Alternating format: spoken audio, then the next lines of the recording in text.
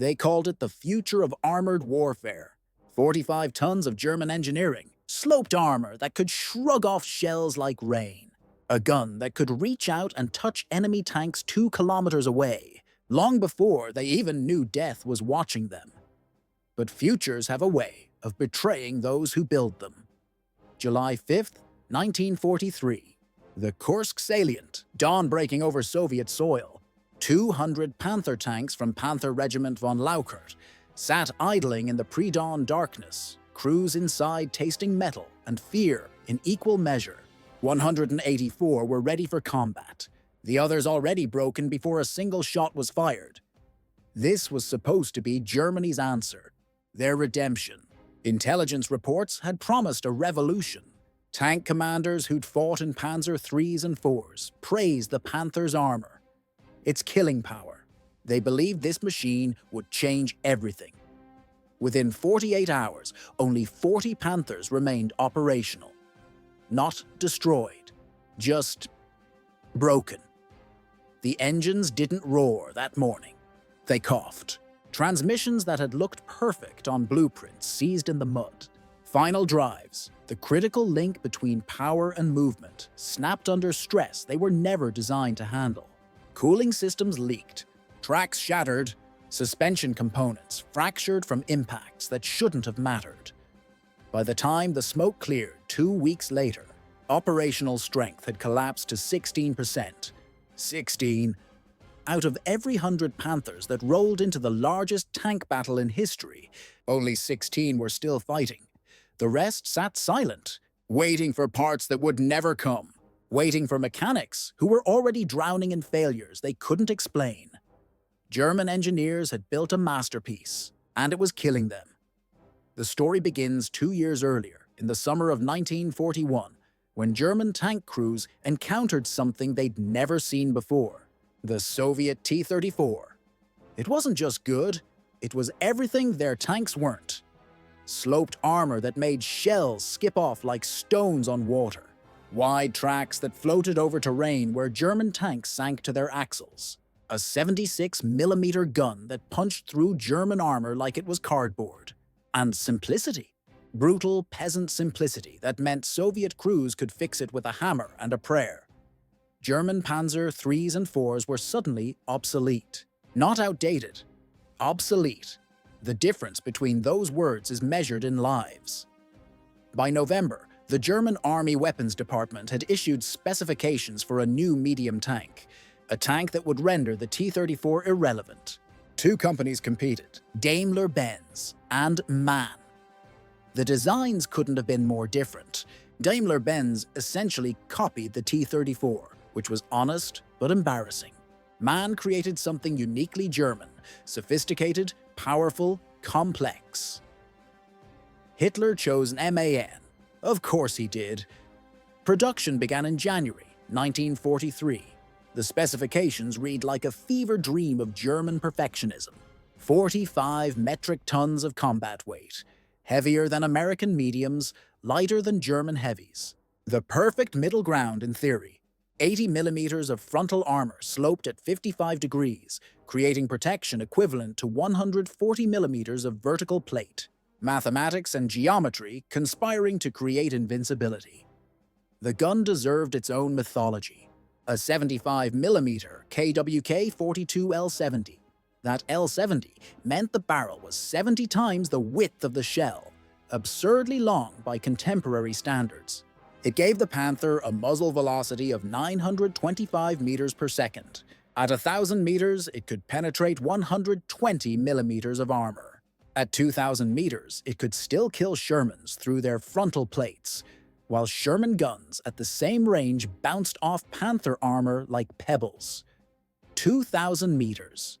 That's 1¼ miles. German doctrine was built on this principle: kill them before they can hurt you. The Maybach HL-230 engine represented everything German automotive engineering could accomplish. 12 cylinders in a 60-degree V configuration, 23.1 liters of displacement, 700 metric horsepower screaming. At 3,000 RPM, it consumed high-octane fuel 74-octane minimum, which Germany was increasingly unable to produce from its synthetic fuel. Plants. The transmission offered 7 forward. Speeds. 7. American tankers made do with 5. British tankers with 4. But German engineers insisted on 7, because somewhere, somehow, there might be a tactical situation where that 7th gear mattered. Maximum road speed, 46 kilometers per hour. Cross-country, 25, assuming the tank didn't break first. Operational range on roads, 260 kilometers. Cross-country, 100. These numbers assumed perfect conditions, careful maintenance, optimal weather. Reality had other plans. The fuel consumption told the real story. 2.8 liters per kilometer on roads, 7.3 liters per kilometer cross-country. A Panther moving across open terrain drank its entire 730-liter fuel capacity in about 100 kilometers, exactly matching the specified cross-country range, not because German engineers were honest, because they couldn't hide physics. British armor commanders who examined captured Panthers called them the finest tank in the European theater, based purely on armor and firepower. German propaganda celebrated them as proof of Aryan technical superiority. Newsreels showed them rolling off assembly lines, while announcers promised they would restore German dominance. Then came Kursk. The numbers don't lie, even when humans desperately want them to. July 5th, 184 operational Panthers. July 7th, 40. 2 days. 144 tanks lost. German maintenance units couldn't believe what they were seeing. Final drives, the gears that transfer power from transmission to tracks, failing after just kilometers of movement. Transmissions overheating and seizing solid. Engines catching fire from fuel system problems that shouldn't have existed. Cooling systems leaking, leading to catastrophic engine damage. Tracks breaking under the strain of weight they were supposedly designed to carry. The German report dated July 20th read like an autopsy of a dream. 41 Panthers operational, 85 repairable if parts and time materialized. 16 so badly damaged they needed to go back to Germany. 56 burned out from enemy action. 2 destroyed by engine fires that had nothing to do with combat. Operational rate, 16%. Hitler personally demanded explanations. Investigations were launched. Blame was assigned, but nobody wanted to admit the truth, screaming from the data. They'd built a tank that was supposed to weigh 35 tons, then added armor and guns until it weighed 45. A 28% overload. Every mechanical component was now operating beyond its design parameters. Every final drive, every transmission gear, every suspension component, all of them stressed past breaking point. You can't engineer your way out of physics. You can only pretend long enough to get people killed. The pattern repeated everywhere Panthers deployed. Operational availability, the percentage of tanks actually ready for combat on any given day, averaged between 35 and 40% throughout 1943. German records show 37% by year's end.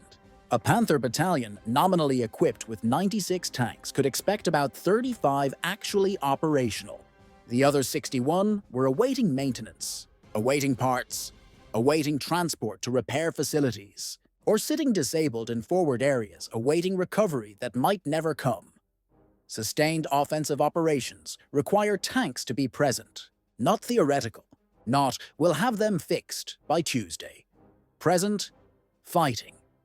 The Panther made sustained operations impossible because operational strength declined throughout any extended fight.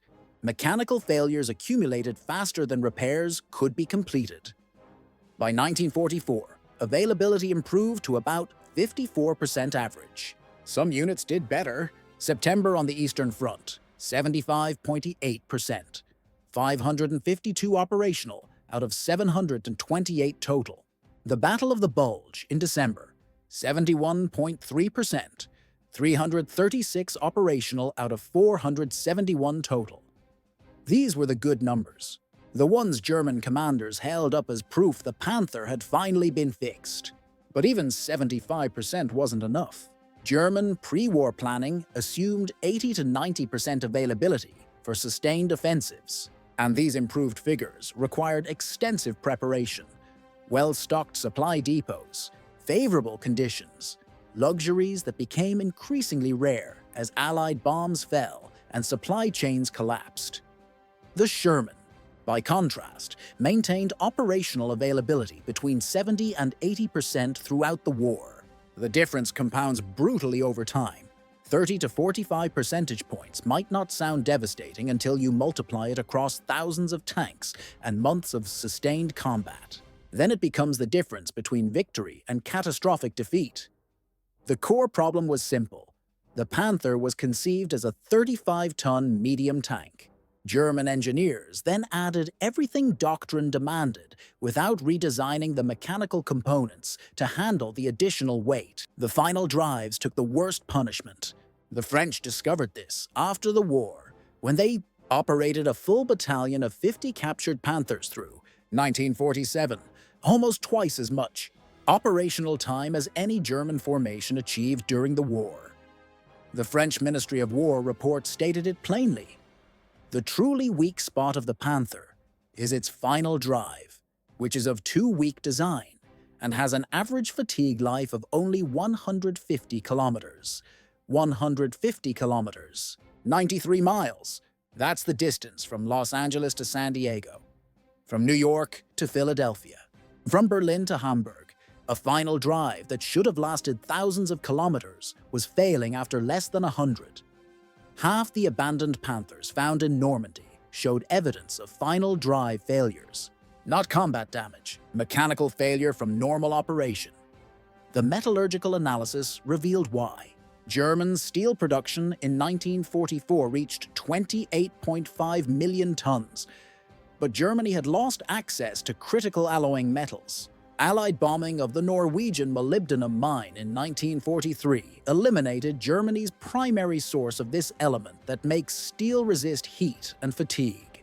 Nickel became increasingly scarce. The steel going into Panther final drives contained lower percentages of the elements that would have made them strong enough to survive. German sources described the final drives as made of low-grade steel with low core strength. Soviet technical trials of captured Panthers found armor plates with inconsistent nickel content. The combination of design overload and material degradation created catastrophic unreliability. Meanwhile, America was building Shermans, 49,324 of them, produced between February 1942 and July 1945 in 11 different plants. The most successful tank production program in military history, measured not by sophistication, but by the metric that actually matters. They worked. The Sherman weighed 30 metric tons, 15 tons lighter than the Panther. This wasn't weakness, it was wisdom. Lower weight meant less stress on every component, longer service life, higher reliability. The Continental R975 radial engine producing 400 horsepower was licensed from an aircraft engine design. Critics called it crude, tankers called it reliable. The 75mm M3 gun was competent, but increasingly inadequate against heavy German armor from 1944 onward. Maximum frontal armor of 76mm mounted vertically provided less protection than Panther armor. Maximum road speed of 40 kilometers per hour was slightly slower. By every specification, the Panther was superior. But specifications written on paper don't fire back. The Sherman's true advantage lay in reliability, maintainability, and production efficiency. The Continental engine required oil changes every 250 hours versus every 100 for the Panther.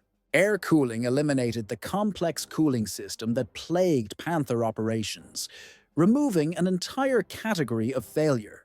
The transmission could be replaced in 8 hours by trained crews under field conditions. Final drives, conservatively designed with adequate strength margins, rarely failed. Production efficiency gave America overwhelming numbers. The average Sherman required approximately 10,000 man-hours to produce in established factories operating at peak efficiency. The Panther required 15,000, 50% more labor for each unit.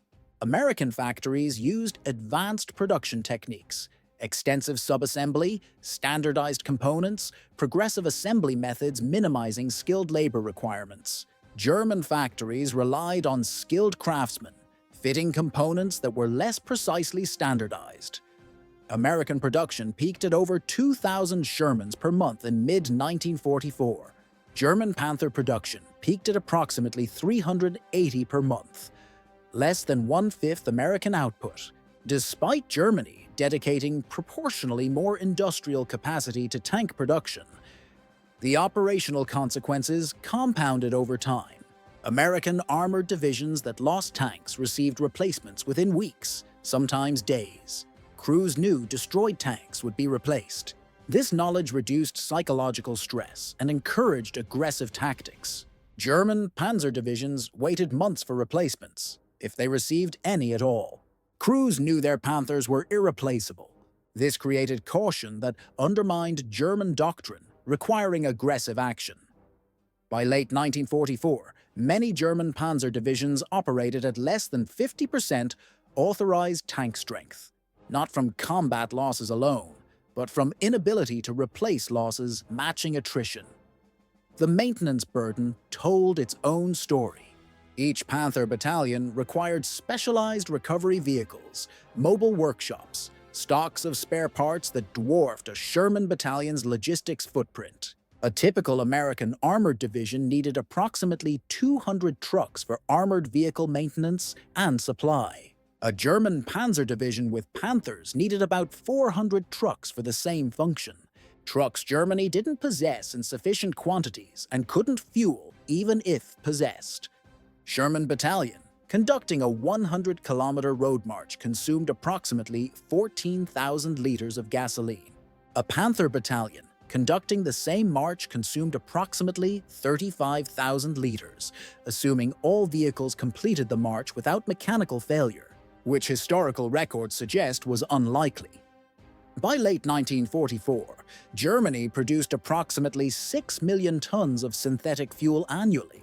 America produced 10 times that amount. The mathematics of defeat were written in fuel consumption rates and mechanical reliability statistics. German tankers learned their supposedly superior equipment was unreliable.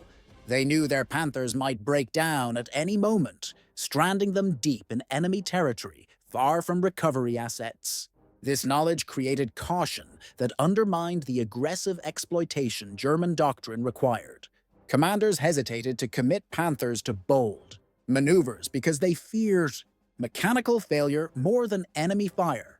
This psychological burden imposed by flawed engineering contributed to German tactical paralysis during the final year of war. The Battle of the Bulge demonstrated these problems at operational scale. German forces committed 471 Panthers with 336 operational, a 71% availability rate representing exceptional preparation. Within 1 week, mechanical failures reduced operational strength by approximately one-third, not from combat, from breakdowns on the advance. Panthers abandoned for mechanical reasons littered the Ardennes roads. German recovery units couldn't retrieve disabled vehicles before American forces recaptured the territory. The offensive failed not primarily from lack of fuel, as popular accounts claim, but from systemic unreliability that limited operational tempo even when fuel was available.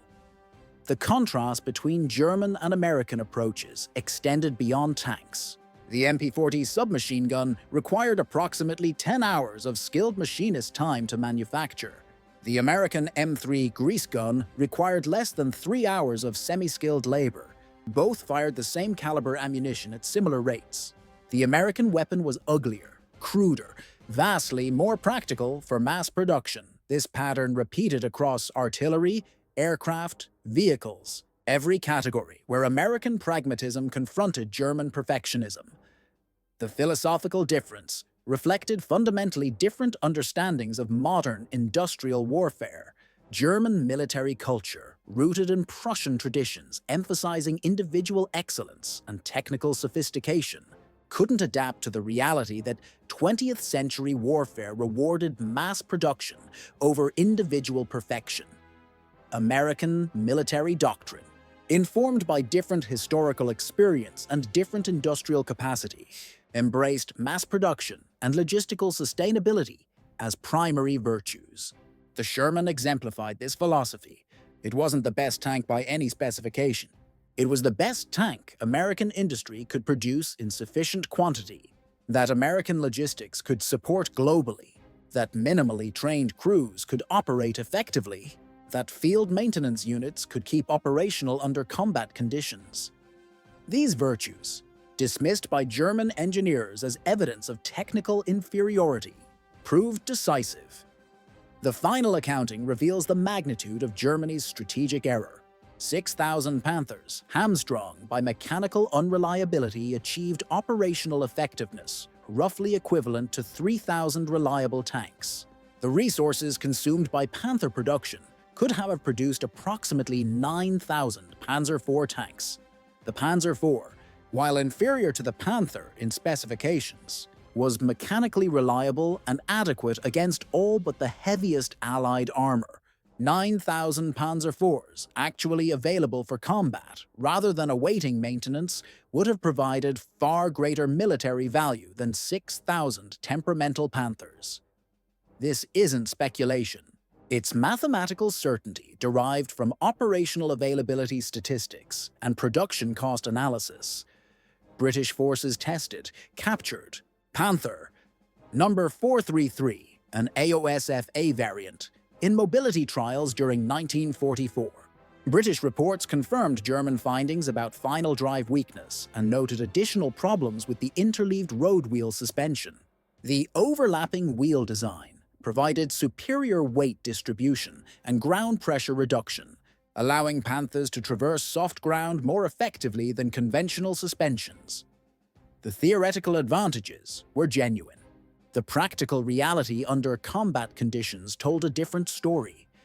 Mud accumulated between overlapping wheels during cross-country movement. In winter, this mud froze solid overnight.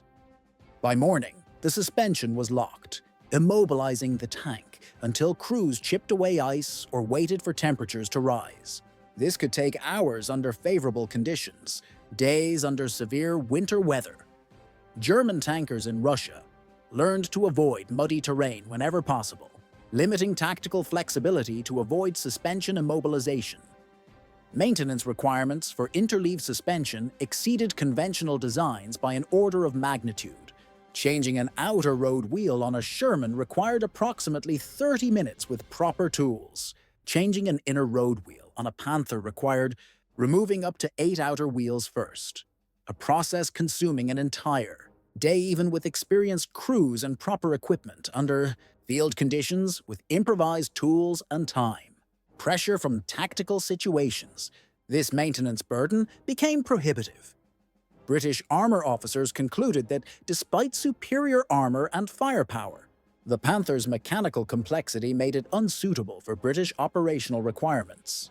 British doctrine emphasized reliability and maintainability precisely because British planners understood that operational availability determined battlefield effectiveness. More than individual specifications, Hitler personally intervened in Panther development multiple times, demanding increased armor protection and more powerful armament, while simultaneously demanding accelerated production schedules. These contradictory requirements created exactly the problems that materialized at Kursk.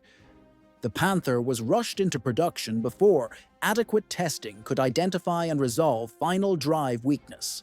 Normal vehicle development includes extensive durability testing, where prototypes are subjected to conditions exceeding expected operational use. The Panther program, compressed by Hitler's demands, skipped or abbreviated these crucial testing phases. The result was a weapons system that failed catastrophically when exposed to actual combat conditions, exactly the outcome proper testing would have prevented. American forces captured their first Panthers in Tunisia during May 1943, though in limited numbers. Systematic capture of operational Panthers occurred primarily during the Normandy campaign beginning June 1944. American ordnance units established enemy equipment evaluation teams specifically to identify, recover, and analyze captured German vehicles.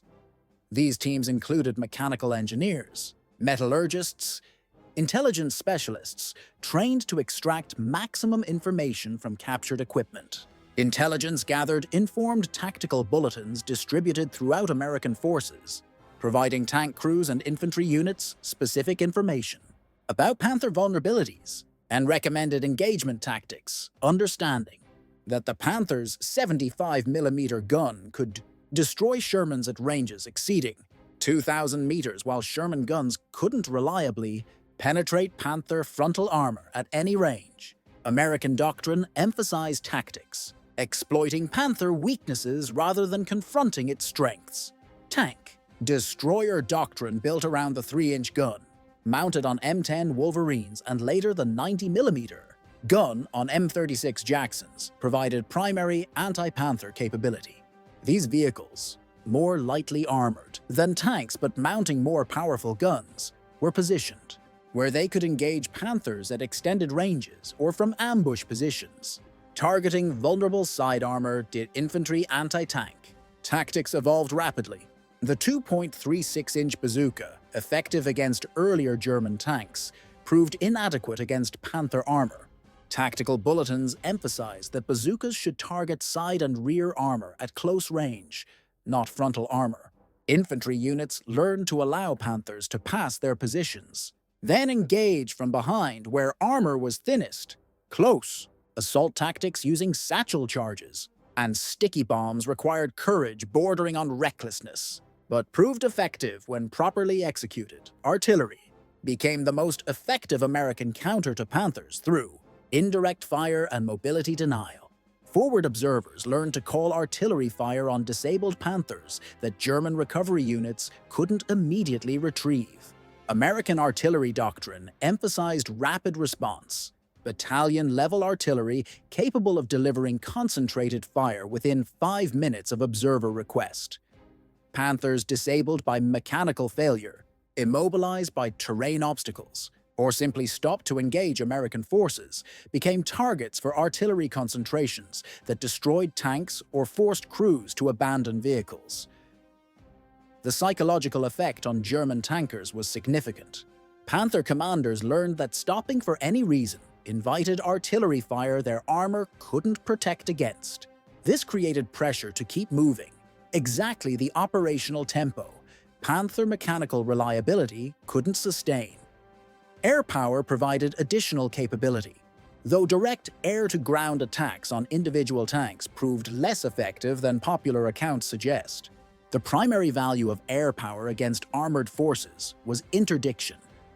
Attacking supply columns, fuel trucks, repair facilities, supporting infrastructure that sustained Panther operations.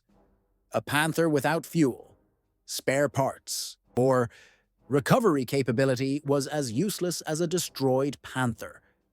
American air superiority over European battlefields by mid-1944 meant German armored forces moved primarily at night to avoid air attack, further straining mechanical reliability and complicating logistics. The cumulative effect of air interdiction on German armored operations exceeded direct destruction through ground attack. The broader strategic lesson from Panther development extends beyond World War II to shape American defense procurement for decades. The principle that the best weapon system is the one actually available when needed, rather than the one with the most impressive specifications, became foundational to American military planning. This philosophy directly contradicted the approach dominating military procurement in the 1930s, when specifications emphasized theoretical maximum performance with less attention to reliability and maintainability. The Panther's failure, analyzed in detail by post-war studies, validated the alternative philosophy that adequate performance sustained over extended operations defeats superior performance that cannot be maintained under field conditions. This principle informed development of every major American armored vehicle designed after World War II. The M48 Patton tank entering. Service in 1952 emphasized mechanical reliability and ease of maintenance as primary design requirements equal to armor and firepower. The M60 tank, entering service in 1960, continued this emphasis. The M1 Abrams entering service in 1980 represents the culmination of this philosophy. The Abrams was designed from the beginning with reliability, maintainability, and logistical sustainability as requirements co-equal with combat performance. This represented direct rejection of the German approach, prioritizing individual technical superiority over systemic sustainability. Universities teaching engineering management continue using the Panther as a case study in how not to develop complex systems.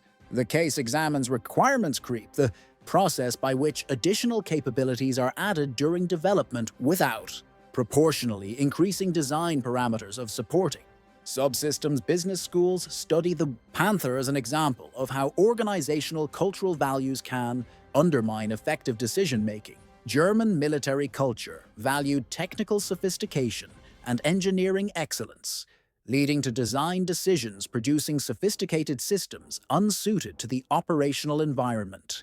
American military culture valued pragmatism and results, leading to crude but effective systems suited to sustained operations.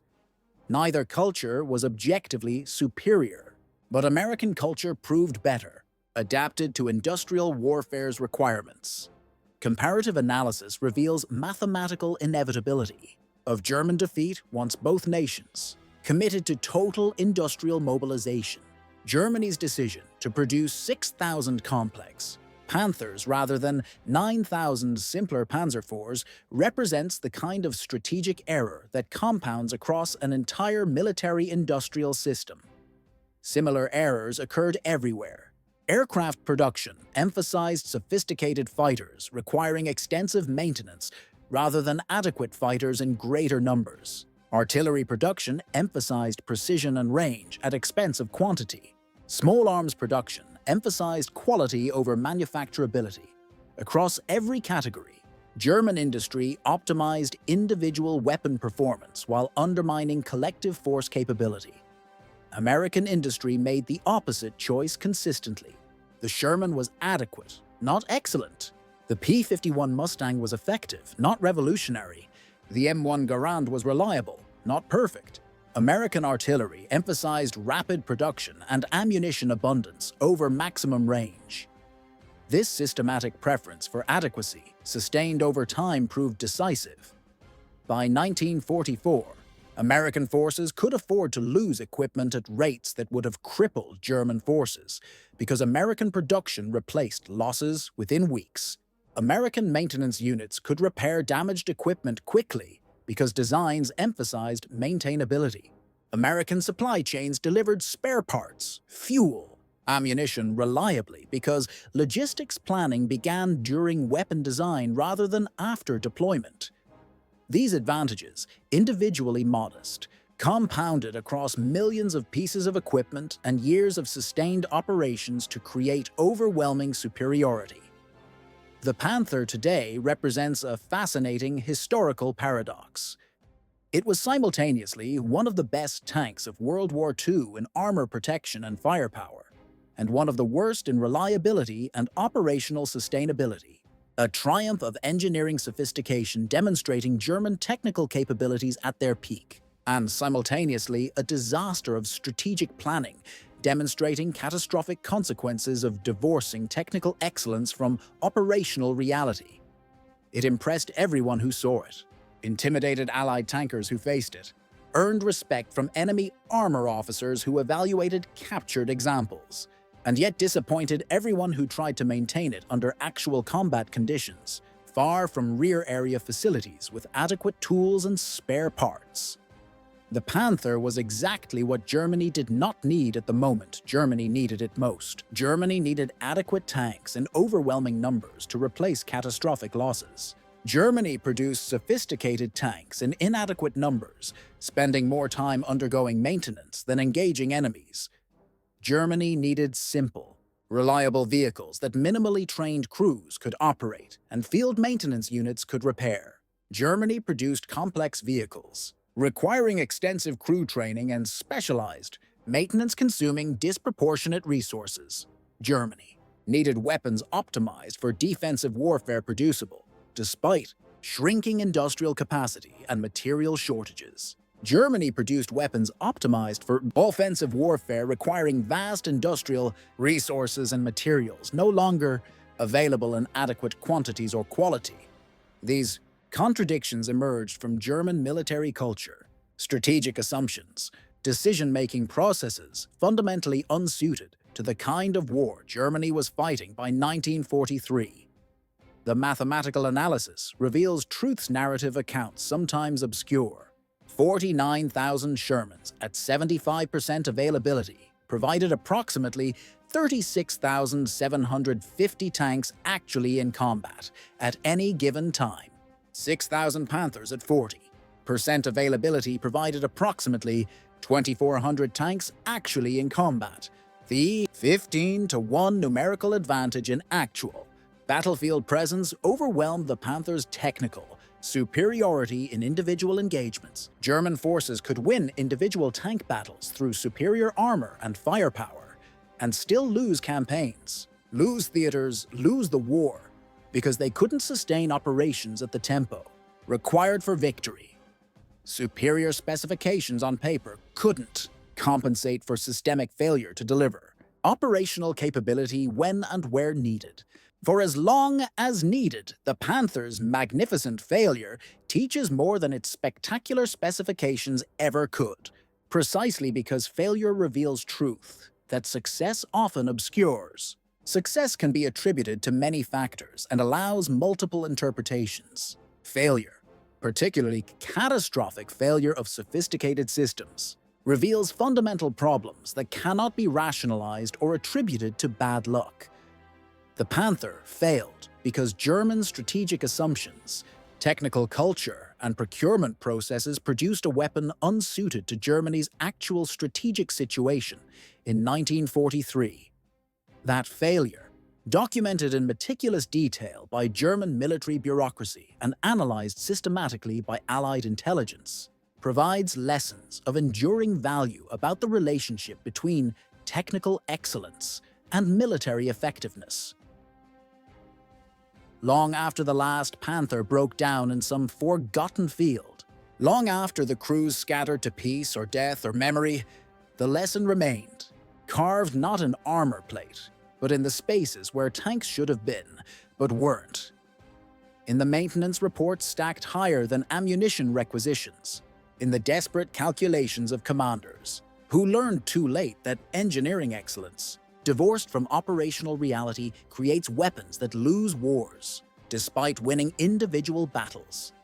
The tank that looks magnificent in the museum, that impresses visitors with its massive armor and powerful gun, lost to the tank that worked reliably in the mud, that mechanics could repair quickly under field conditions, that was actually present when battle was joined. Some victories are won, not by those who build the best weapons, but by those who build enough of the right ones. And sometimes, the machine that changes everything is the one that simply refuses to break.